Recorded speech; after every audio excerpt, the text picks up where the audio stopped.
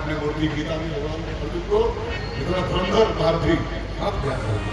उसका बीपी हो गया, ठाकुर जी बस नदी रोड भगवान टेक कर गया, नदी छोटे होला तो बड़ा नारी है, तो आमूस था, वीर था, उसने में डर गई, भगवान राम फिर छोटे से हो गए और फिर राम जी का बचपन समाप्त हुआ।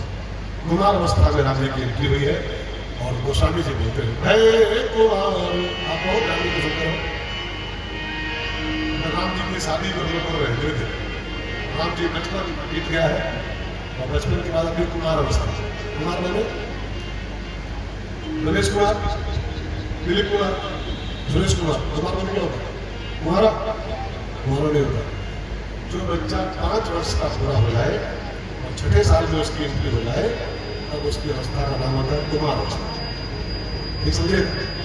5 साल तक बचपन होता है, शिशु बचपन अवस्था, और 5वां साल जो इंसान का पूरा होता है बच्चे का, उसकी कुमार एंट्री हो जाती है, कुमार अवस्था। 6ठे साल फिर रहती है 15 साल की कुमार अवस्था, 6 से लेकर 15। जहाँ 15 पूरा होता है 16 में एंट्री होती है, बस इंसान की युवानी को संभाल जवानी 16 साल से। तो राम जी 5 साल के पूरे हुए, 6ठे में राम जी की एंट्री हुई है। गोस्वामी जी बोले, हे कुमार जब सब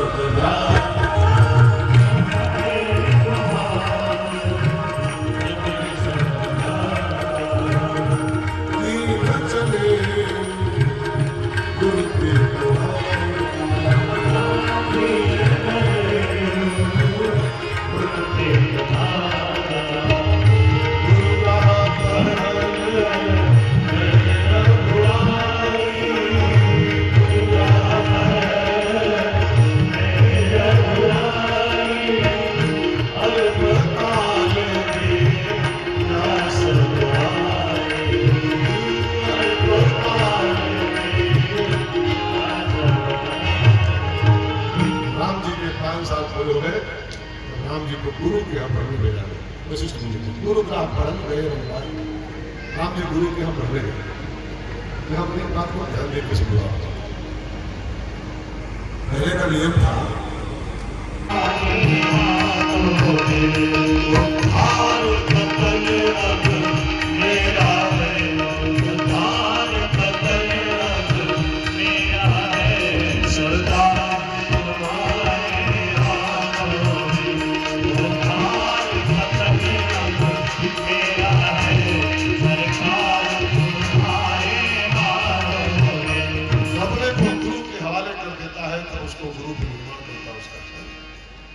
तो राम जी गुरु के यहाँ पढ़ने गए और अल्पकाल विद्या सब आई।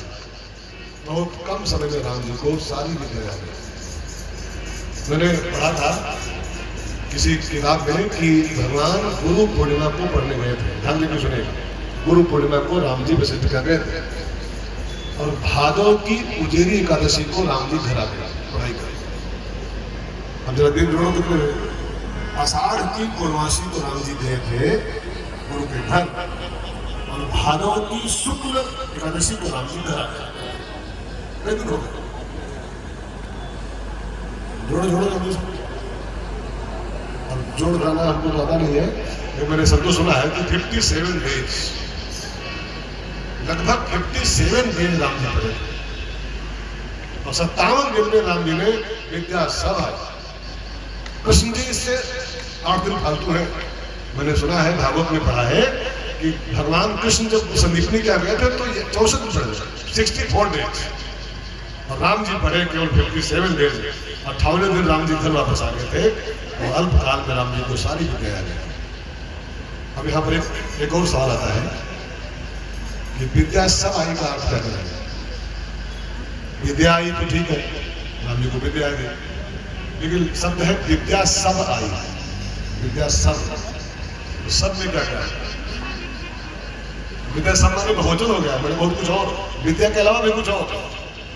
अब खाली विद्या आती तो कहते विद्या आई, राम जी को विद्या आ गई, लेकिन विद्या सब आई। सब माने विद्या के अतिरिक्त कुछ और भी आया। तो क्या क्या आया?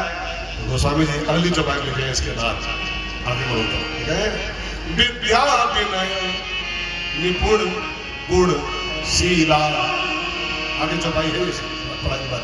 विद्या विद्या तो आई ही, लेकिन सब में और क्या है? विनय। विनय माने आप जानते हो, विद्या का फल है विनय। विद्या ददाति विनयम, विद्या का फल विनय माना गया है। अगर विद्या के बाद आपके अंदर अकड़ पैदा हो गई तो आपकी विद्या विधवा है। विद्या का फल है विनय। विद्या विनय निपुण। निपुण माने कार्यकुशलता। अच्छा खाली पढ़ाई हो जाए, डिग्री पूरी हो जाए, एक कप चाय न बनाना उसको है। मेरी बच्चियां हैं समझ में आता है, वो जो करता पड़ी यमटे, और जो कहा रोटी सेक लाओ एक, हाँ यमटे, और जो कहा रोटी सेक लाओ एक।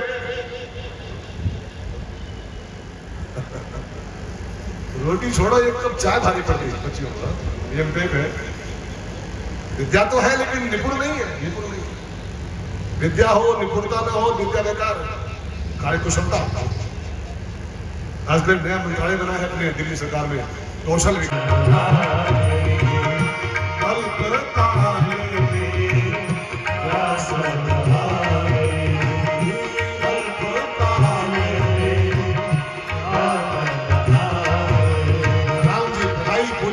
बस घर आए ही थे कि राम जी के जीवन में एक ट्विस्ट आया। रामायण हो रहा बस।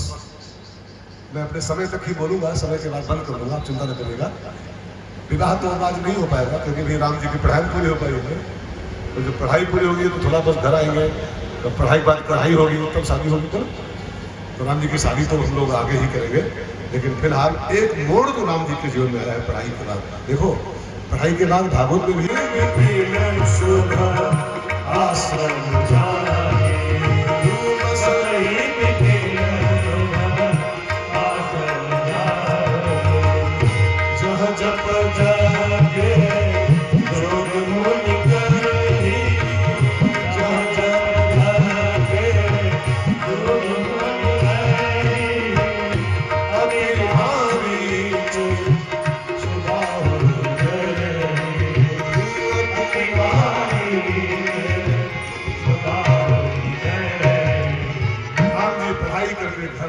उसी जमाने में एक महात्मा जी थे, उनका नाम था विश्वामित्र बाबा, महामुनि ज्ञानी।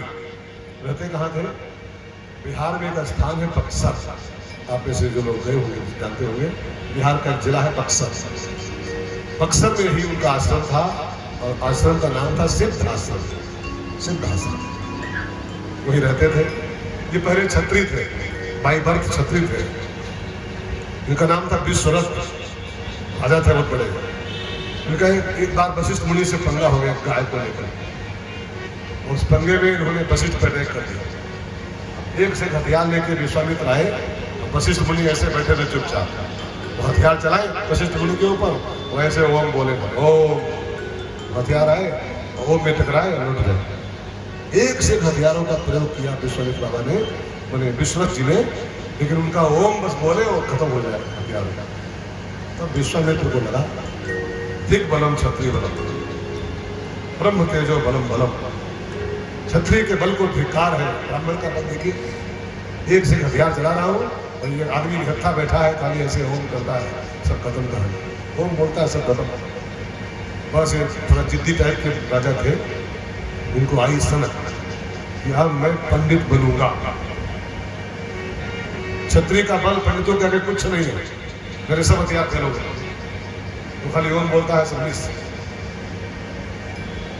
मैं ब्राह्मण बनूंगा। जिद्द पे आगे आदमी है, तपस्या में लगे। ब्रह्मा जी आए, कई विकल्प रखे, ये ले लो, ये ले लो, ये ले लो, लेकिन जात मत बोलो, जात नहीं बदलती है। जहां पैदा हो गया वही रह गया। लेकिन ये जिद्दी था, कुछ नहीं चाहिए उनको, बस ब्राह्मण बनना है, ब्राह्मण बनना है। तो मजबूरी ब्रह्मा जी को फिर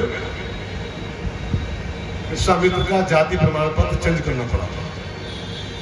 तो चलो तुम वहां से पंडित हो गए, ब्रह्मर्षि।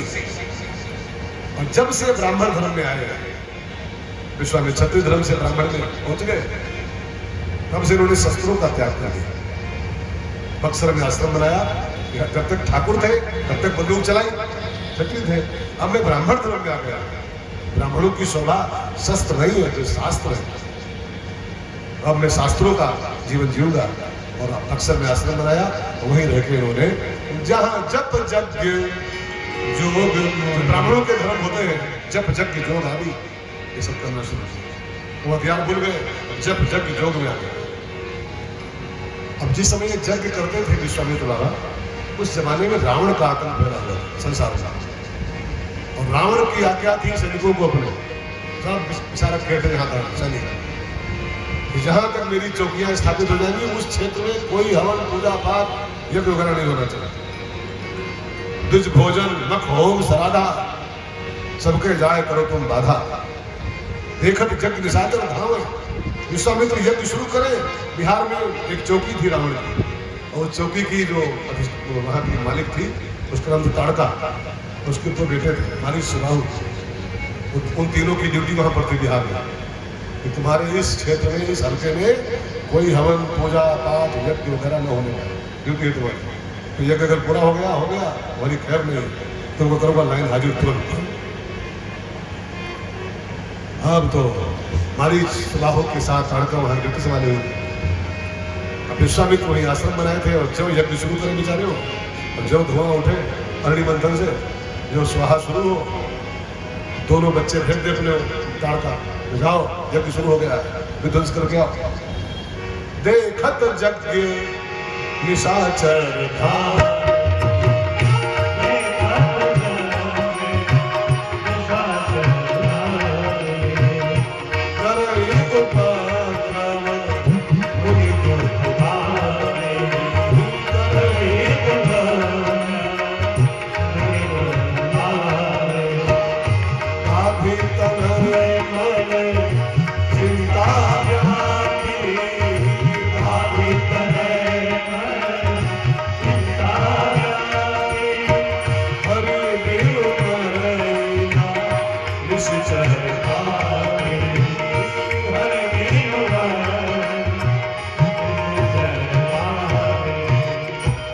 यज्ञ शुरू करेंगे विश्वामित्र, बारी सुबाहु आवे और सब खून हड्डी मांस मदिरा ये सब लाके हवन कुंड को पाट दे, यज्ञ विध्वंस कर जाए, मुन्य दुख पाओगा।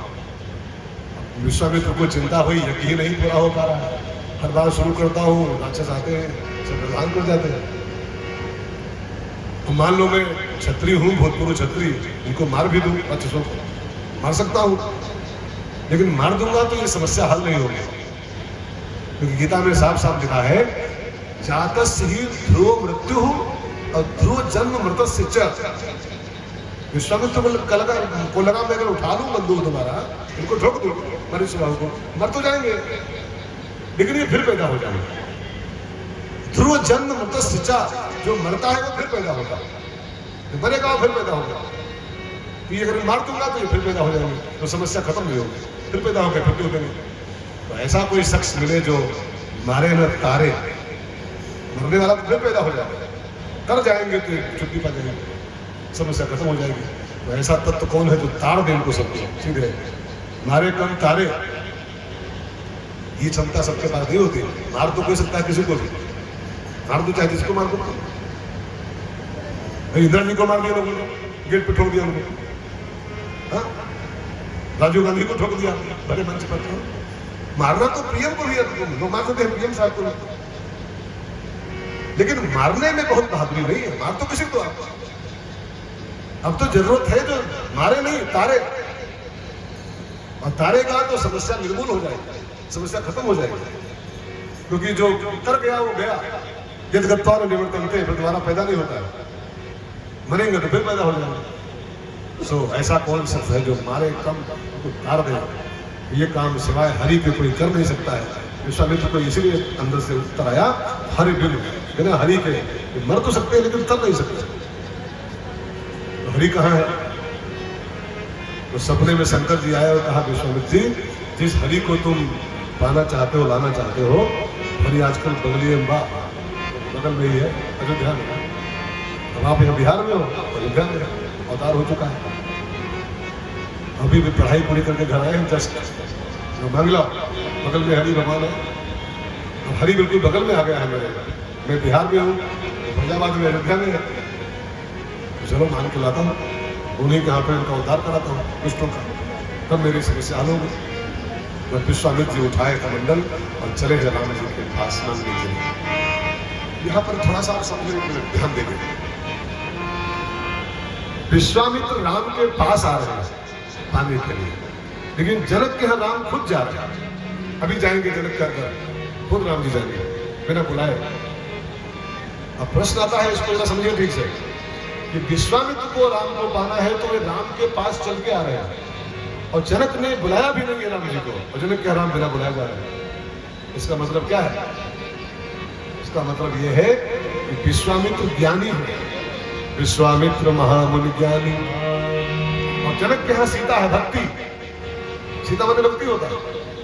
इसका अर्थ निकल रहा है खुला खुला ये कि जो ज्ञानी होता है उसको राम के पास आना पड़ता है, जो भक्त होता है उसके यहाँ राम जी स्वयं जाते हैं।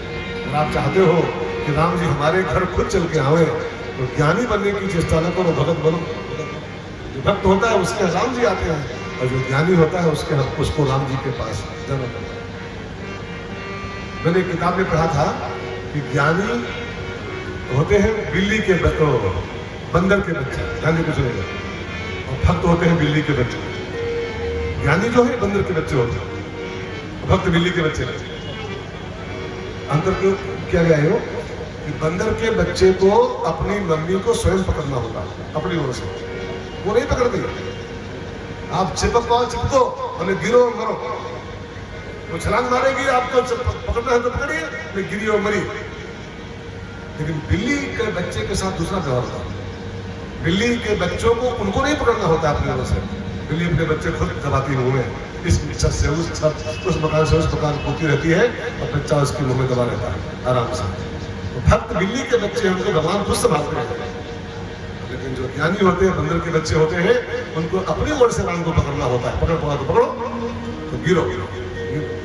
विश्वामित्र भगत नहीं है, विश्वामित्र महामुनि ज्ञानी।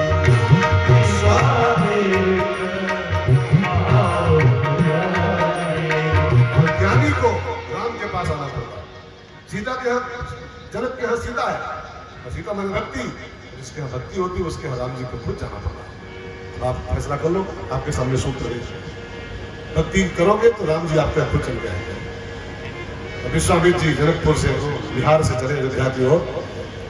सरजू में स्नान किया, कमंडल में जल भर लिया, और फिर दरबार में आए, द्वार पर आए, और पहुंच के द्वार पर दरबारों से कहा, जाओ अंदर कह दो कि विश्वामित्र जी आए।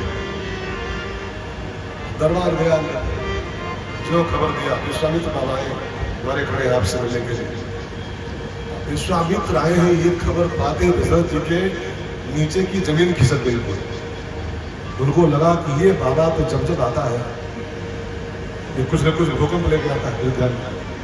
आपको पता है विश्वामित्र अयोध्या में बहुत बार नहीं आए, केवल 3 बार आए अभी तक, केवल 3 राउंड।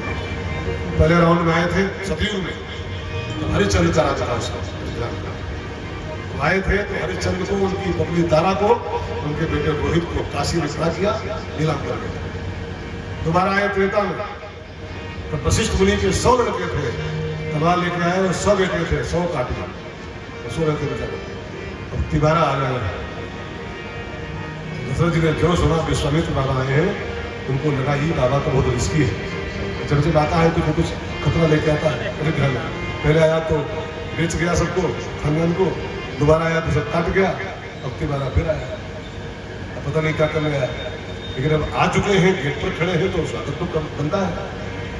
विश्वामित्र का आगमन सुना जब, तो स्वामी जी कहते हैं, मुनि आगमन सुना जब राजा, मुनि आगमन सुना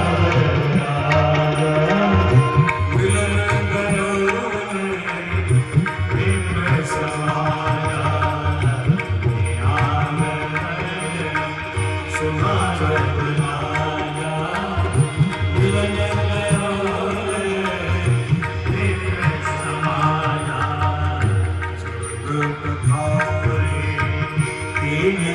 हो जा, वो समायो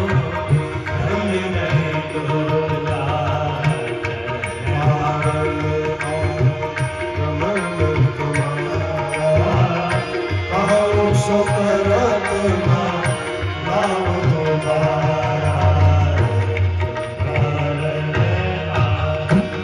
किया, अंदर लाए, चरण पखारे, आसन दिया, की नदी पूजा। और फिर दशरथ जी ने जलपान के बाद पूछा, रुक्मेश्वर कैसे आना हुआ? कहीं कारण आगमन तुम्हारा, कैसे आना हुआ?